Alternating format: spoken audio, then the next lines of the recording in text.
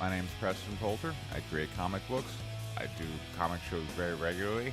I'm typically building up to do my next crowdfund.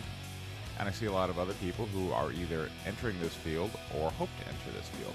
So I put out this series in order that they might benefit from my experiences. Hey everybody. So I did a couple of back-to-back shows. Last weekend, towards the end of January, was Pasadena ComicCon, which was just a one-day event out there in beautiful Pasadena / Los Angeles, California, which I never feel good about. Like, the city of Los Angeles hates me. Every time I'm doing a show out there, I get very little interest. As I tell people, I do Los Angeles Comic Con, which wonderful $400 table fee to sit there and just be ignored by 90,000 people as they're walking around the hall. Like, at this point in my career, I only had White Lily 1 and then most recently White Lily 2. So, a couple of comic books which the people of LA just seem to look at as, war comics, or they're not really interested in history. It's just not something that market seems to favor. I'm hoping that Guinevere and the Divinity Factory, which I just sent off to the printer and a couple of days ago, might be more of a draw. It's kind of superhero-y. She can do magic. It's fantasy. It's got fantastic artwork. Attractive woman. It's hopefully checking off a lot of boxes. We'll see. When I was leaving Pasadena Comic Con, there was a woman who also was out there selling one book, and she's like, "I made my table fee," which of course is, in indie comics, it's a huge celebration to say, "Yay! I just worked an entire day for nothing." Fantastic. And I was like, "Huh? Okay. Well, what were you doing?" And she's like, "Oh, my comic book is about gay pirates." Like, that might be more more in line with what the LA crowd is looking for. So I don't know. I guess it's kind of strange, but you do have to think in terms of regionally, kind of what does this market want. And also, I've never been to New York Comic Con, but I'm going to say New York Comic Con is probably very similar to Los Angeles Comic Con in that you're going to have a lot of people there, but they're going to be people who, one, are just kind of over the idea that, oh wow, you are somebody who's doing something creative, because in LA and New York, a lot of people are doing things that are very creative. So that doesn't have the appeal that it would in like Dallas or Austin or someplace like that. And also, like, I want to say people in these environments, they're paying more in rent, and they're having, I want to say, a harder time making ends meet, so they don't have the level of disposable income to drop on comic books. So it's New York and LA, as many people have said, it's, you're going to lose money at the show, but hey, you get to make cool network connections, because a lot of times at these big shows, you get people from major companies there. But because I don't really have any desire to go into Marvel or DC officially, and it's not like Marvel or DC accepts outside submissions in regards to my comic book, so these connections are not really particularly valuable. The only reason I do LA is because my daughter's out there in LA, and she always has a good time whenever we go. Last time I did LA Comic Con, she met Tommy Wiseau, and he spun her around. And in this kind of like little dance move, he does this thing where he stands in front of his table and more or less kind of acts like an interested party.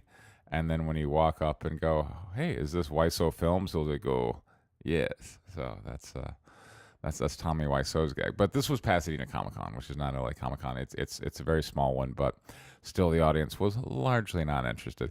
This time I was sharing my table with Rachel, aka KP, or I Love Kim Possible a lot, a big YouTuber for the My Little Pony crowd, and she was doing quite well. She can draw, and like, sitting side by side with her, I got to say that is a big benefit, because I'm amazed how many people will pay. I'm not out to attack her talent or artistic level, but she's just been taking some animation classes, and she's been after it for, I don't know, like a year or two, and her drawings aren't amazing, They're kind of carnival caricature level, I want to say, but people will shell out $20 for that, and so at the end of the day, if you do a lot of $20 for 15-minute commissions, then you end up making money. And I'm like, wow, that could, if I'm both selling comic books and prints and I could draw.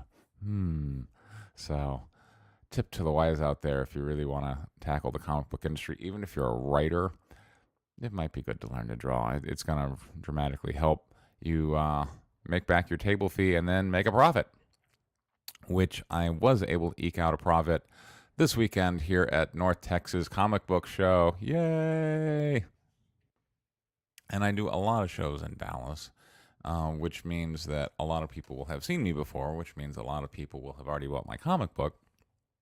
And that means that because I'm continually going back to the same fishing hole, I'm not able to get, say, as much interest as if I were in a completely new town where no one had heard of me and no one had my comic book. But still, I must say it's kind of interesting. One of the marketing mechanisms I do is I will give out a free print of the variant cover of White Lily issue 1, which is a very emotional piece. It depicts the execution of our main character's father. He's kind of hanging there in the background as Lilia, who grows up to be the deadliest female fighter pilot in world history, as a young girl. And in that scene, she opposed the execution. And that soldier with the blood on the butt of his rifle breaks her nose. And it's a very powerful, emotional scene, but it makes people stop and look. And so I give out that print for free. And on the back is all the information about the story and my website, as well as, unfortunately, the penciler who drew that, who passed away last April. So I put a dedication there for him on the back. And, I give that print away for free. And I've had a lot of people who will take the free print because it's free, but not buy anything or leave an email address or anything like that. And, initially I would be like, but now I think, I find my perspective has changed a bit because I keep running into these people. And it's interesting because I'll be like, hey, this print's free. And they'll be like, oh yeah, I already have that. And then they'll tell me a story about it. They'll be like, when you gave it to me, I took it and I didn't know where I was going to put it, but I have found room for that on my walls. It's framed and I really treasure that. Thank you very much. And, it's weird and that, they aren't patronizing me, but at the same time, they do have a piece of artwork on my walls and it seems to be part of their life. And I like that as an artist. That's kind of a good feeling. When I was doing LA ComicCon, I remember this guy was walking by my table with a Black Lives Matter shirt, and I'm like, oh boy, this ought to be interesting. But I'm there to market to everybody, so I'm like, hey, this print is free, and I showed him the print as well as the picture of Laval Davis, my penciler, who died there on the back. And he was very interested because, in his eyes, the defining thing was that Laval was black. Of course, in my eyes, the defining thing was that Laval was my penciler and that he died. But he took it and he's like, I will take this artwork from a black man and I will cherish it. And I'm like, do people really talk like this? Anyway, politics makes people talk and just do such strange things, but apparently out there in Los Angeles on the wall of one BLM person is sitting a White Lily print, and hopefully he is cherishing it. So I get this kind of weird consumption when I give out pieces of artwork, but to me it really goes to the heart of what is an artist, what are you doing it for? And I'm there to reach people. I'm there to impact them, give them something to think about as well as something to appreciate, something that's pretty. So I do enjoy that, although obviously it's better when I'm making sales and gaining fans. So at the North Texas Comic Show, I was able to make my table fee and then some. And I wanted to go over some of the techniques I was doing for that. One, I had Alterna Comics, which was definitely coming through. So I had a little rotating rack with Alterna Comics, and I was surprised how many people would stop and look through it. And some I would give the sales pitch to of, hey, $1.50 comics, newsprint, gotta like it. And one guy just grabbed a whole handful of them, and that always helps. But other people were fans of Alterna and would stop and go, well, I want to see if you have something that that I don't have in my collection, and I'm going to grab that. And of course, Mr. Crypt. I love Mr. Crypt. In a prior podcast, I talk about where I do a Hispanic flea market and how I was just completely ignored. I wasn't able to make my my $60 table fee over a period of 4 days, but I was able to sell a copy of Mr. Crypt. I say one because that was all I brought with me to one of the children there, and you learn from your failures. And so when I see kids walking by, this time at North Texas Comic Book Show, I showed up with 4 copies of Mr. Crypt, and I sold them all by the time the end of the show was done. And whenever I just see kids walking by, kids are not going to be interested in White Lily. They're not going to, and their parents are certainly not going to be interested in this tale of oppression and communism and triumph in World War II with the associated violence of war. Like they want something light for their kids, and so that's where I'm like, hey, Mr. Crypt. And I had started reading it, and so I'm able to relay the story to them and how cute it is. And it's about this guy who is a skeleton, but he's nice, but people don't understand him. And then this dog comes by and steals his favorite arm. And I'm able to relate this story to kids, and they like it, and then they want to buy it, and their parents are not going to tell them no. So I'm about to place an order for even more Mr. Crypt. I'm probably going to buy like 8 or 10 of them this time because I'm tired of running out when I'm at shows, because that $10 sale helps. Like every little bit helps when you're trying to make back your table fee. So props to Alterna Comics. I was able to make some sales there. I just sent an order off to Greco Printing out of Michigan for Guinevere and the Divinity Factory #1. I've been getting some positive reviews. Professor Geek as well as Gateway into Comics both said they really like it, and they're going to publish a review on it, so I'm appreciative of that. And it'll definitely help to show up with a new comic book, because now I've got 3 titles to sell instead of just 2. And Guinevere and the Divinity Factory is obviously a very different story than White Lily.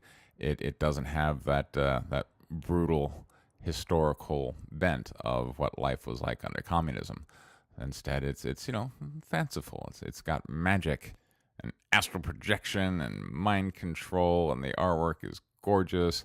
So I think that one's going to really impact sales. And then we're about to do White Lily issue 3. That's going to go up on Kickstarter towards the end of March / early April. And there's been a lot of people asking about that one. And it's been a year or so since White Lily 2 went up on Kickstarter, and it's developed a lot of fans. I've done a lot of shows. A lot of people are telling me, I cannot wait for this. So one, that should be hopefully a very successful Kickstarter. But also now when I show up at comic book shows, now I'll be showing up with 4 books of my own to sell, as well as some Alterna stuff. And I also sell some of Jay Photos's Frazetta work, which I was able to sell a copy of over the weekend. And he's got 3 books. There's like the Death Dealer book, and then there's a smaller book, Moon Maid, and those are both hardbound. So the Death Dealer book is $50 and the smaller one is $30, and then there's a soft cover one which is $20. And if you buy the $50 and the $30 one, well, then you get the $20 one for free. And you only have to make like one of those sales to really help propel your weekend. So there's something to be said for having some high value items there in your booth. Anyway, I'm about to hit the road, go back to LA, clean up my apartment, have my last visitation weekend with my daughter. I'm going to be doing Long Beach Comic-Con in a couple of weeks with Rachel again. I'm absolutely sure I will once again be ignored by the beautiful people of Los Angeles, and I will tell you all about it. Take care.